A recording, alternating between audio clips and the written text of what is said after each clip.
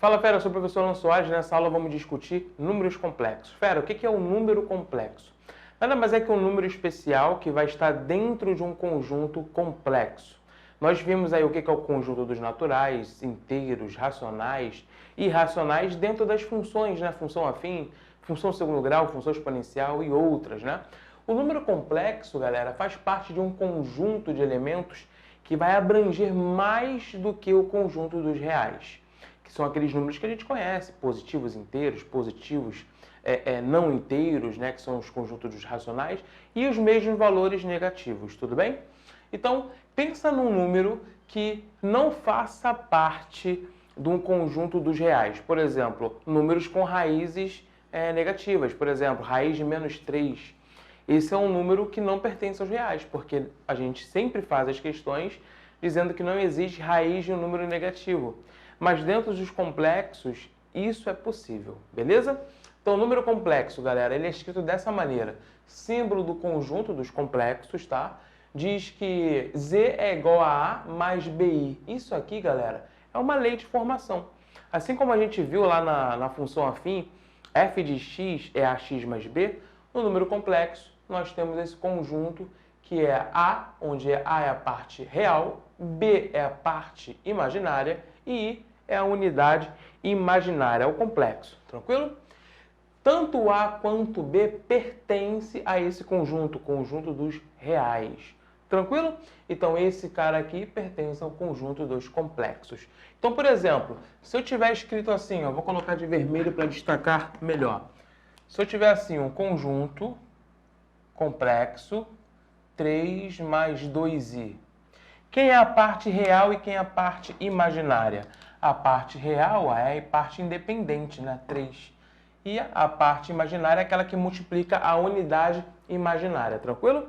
Então, z igual a 3 mais 2i é um conjunto complexo. Agora, eu te pergunto, isso aqui a gente consegue resolver facilmente, né? Determine o valor de x na expressão. Normalmente, ele falaria assim, determine o valor de x se possível.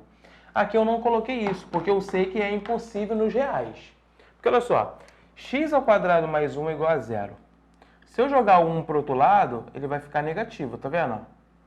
E agora, se eu jogar a raiz para o outro lado, né, vai ficar com raiz de um número negativo. Opa!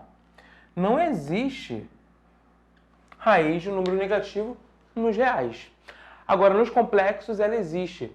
A gente utiliza, né, uma convenção que i ao quadrado é igual a raiz de menos 1. Professor, por que i ao quadrado? Fera, porque se eu chamo i ao quadrado de menos 1, eu posso dizer que x é a raiz de i ao quadrado. E i ao quadrado sai da raiz, né?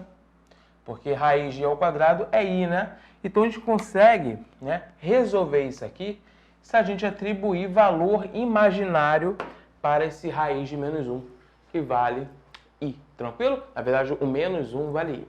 Então, convencionou-se dessa maneira. Então, se menos 1 é igual a i, ficaria raiz de i ao quadrado, ou seja, x é mais ou menos i, já que a raiz quadrada tem dois valores, né? Positivo e negativo, vide a equação de Bhaskara. Tranquilo? Beleza. Então, chamamos isso de unidade imaginária, como a gente viu aqui. Agora, existem algumas outras unidades imaginárias que a gente vai chamar de potência da unidade imaginária, né? Por exemplo, imagine que eu tenho i elevado a um expoente que eu não sei, que não é i ao quadrado. Poderia ser i elevado a 60, i elevado a 40. Porque, professor, eu sei que i ao quadrado é igual a menos 1. Agora, i à quarta? Quanto é que vale i à quarta? Bom, se a gente fizer, ó, i à quarta, é a mesma coisa que i ao quadrado vezes i ao quadrado, né? Produto de bases iguais, repete a base e soma. I elevado a 4. Tranquilo? Bom, se i ao quadrado é menos 1, ficaria menos 1 vezes menos 1, que dá 1. Ou seja, i à quarta vale 1. Fácil. Agora, se eu quisesse fazer i elevado a 1024, daria um pouco de trabalho, beleza? Então, a gente diz o seguinte, que i elevado a n é igual a i elevado ao resto, onde r é o resto, como eu falei, do quociente. O que é o quociente? Uma divisão. Entre quem? Divisão entre esse expoente aqui por 4. Por que por 4, galera?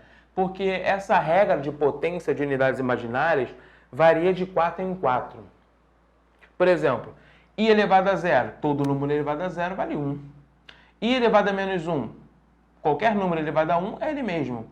I ao quadrado é aquele que a gente conhece como menos 1. I ao cubo seria menos i. Por quê? I ao cubo, galera, não é a mesma coisa que i ao quadrado vezes i? É, professor. I ao quadrado menos 1.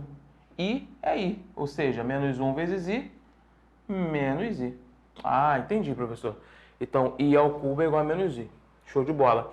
Isso vai sempre variar, fera. Ou seja, o próximo seria o quê? Seria o valor determinado. Isso varia de 4 em 4. Então, por exemplo, i elevado a 81. Eu tenho que dividir esse cara por quanto, galera? Por 4. Então, vamos fazer aqui, ó. 81 dividido por 4. 2, 8, sobra 1, certo? 1 é o resto. Isso quer dizer que i elevado a 81 é a mesma coisa que i elevado a 1. Porque esse resto aqui vai ser um novo expoente, beleza? Então, i elevado a 81 é a mesma coisa que i elevado a 1. I elevado a 1 vale quanto? I. Então, i elevado a 81 também vale i, assim como i elevado a 1. Beleza? Tranquilo?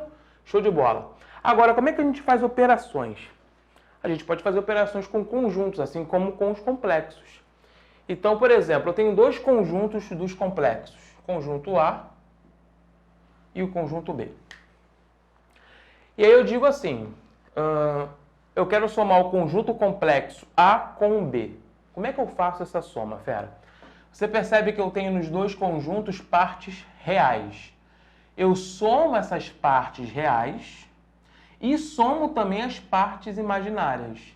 Só que essas partes imaginárias, ó, BI mais DI, você pode colocar o I em evidência. Então vai ficar a parte imaginária somada vezes a unidade imaginária.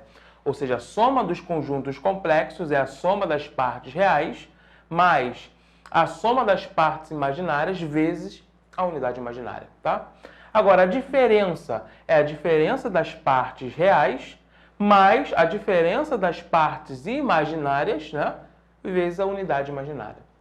Bom, no produto é um pouco diferente, como você pode ver, né? No produto, você vai fazer produto das partes reais, A vezes C, menos produto das partes imaginárias, fechou parênteses, mais produto da parte real do primeiro conjunto, vezes a parte imaginária do segundo conjunto, mais o produto da parte imaginária do primeiro conjunto, vezes a parte real do segundo, vezes a unidade imaginária, tudo bem? Então ficaria A vezes C menos B vezes D, mais A vezes D, os extremos, mais B vezes C, né, os outros extremos, vezes a unidade imaginária, e aí a gente chega na operação com complexos. Beleza, fera? Então na próxima aula vamos ver aí a parte 2 de complexos, finalizando essa aula, e forte abraço.